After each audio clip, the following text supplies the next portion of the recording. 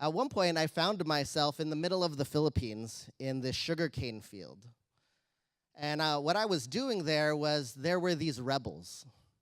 And the rebels had surrendered to the government. These are violent men. And they had a violent uprising.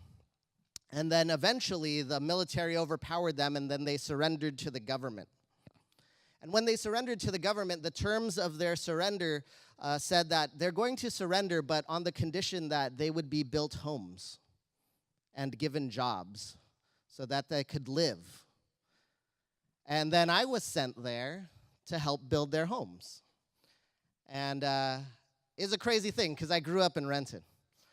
And then I'm out there in the middle of the Philippines in the sugarcane fields, helping these ex-terrorists build homes. And so I'm there, and they said, okay, so what we're going to do is we're going to walk down to the quarry, and then we're going to pick up limestone, and then we're going to carry the limestone, like limestone gravel, carry it back to the building site, and then press them into bricks, and then use those bricks to build the houses. And so I'm with these dudes, and these are some killer dudes. And you could see like the scars on their faces. You could see the bullet holes that they have, and I was scared. I know I'm an intimidating presence also, but I don't know why you're laughing.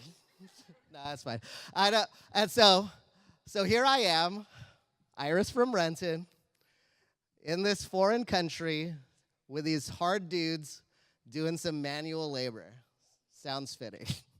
And so all throughout the morning, we're walking across the sugarcane fields and doing this, going to the quarry, filling up bags with limestone gravel, and then carrying the bags over to our building site, which I don't know. It felt like 10 miles, but that just to make me sound good is probably about, I don't know, less than a mile.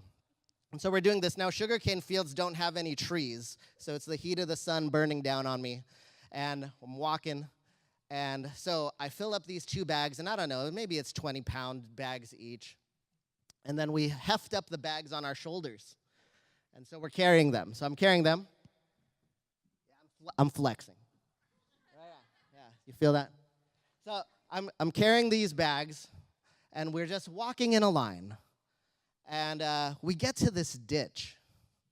And so it's a slight ditch. It's not like a canyon. It's just a ditch. But there's 2x4s across the ditch. And we're supposed to carry these bags and walk across this 2x4 bridge. And so I'm walking, and I did it a couple times in the morning, and I was like, okay, it's kind of scary, but I got it.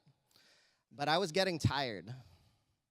And so I'm carrying these bags, these 2 bags, and I start walking across the 2x4s, and I start to trip.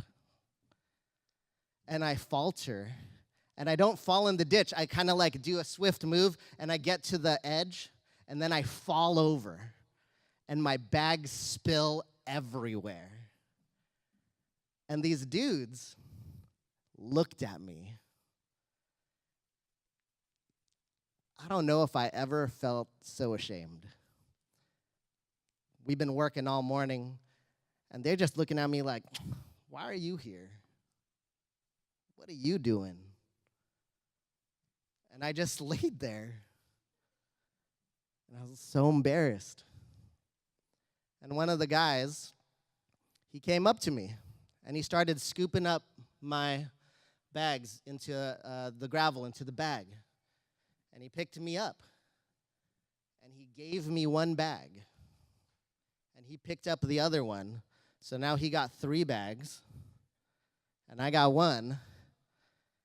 And I'm holding mine like this, like a trick-or-treat bag. Trick-or-treat. I'm like this now.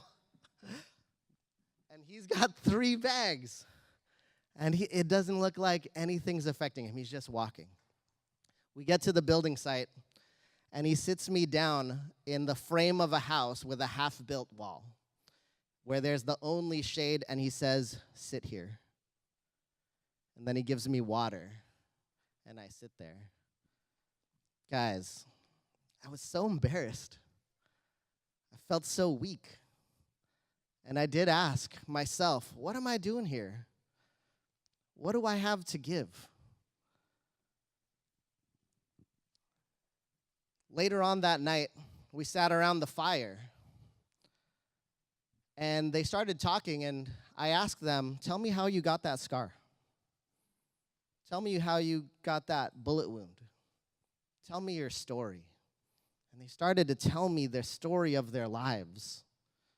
It was amazing. I'd never heard stories like this before. I've never met men like this before. And then they asked me, Iris, why are you here? You know, I thought I was a great missionary. I thought I was a great man, and I was going to go there, and I was going to change their lives, that I was going to change their world. But in that moment, I realized I'm not going to do any of that. So I said, I'm here to share my life with you. I'm here to hear your story.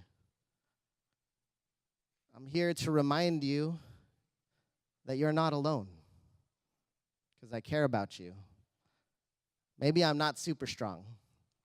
Maybe I can't change your world. But I can listen, and I can hear you. You know, that day, I thought I was going to pick them up and make them rise. But that day, they rose me up. Actually, I think we raised one another up. I began to see them not as terrorists or as people that I'm serving, but as people, as friends, as brothers.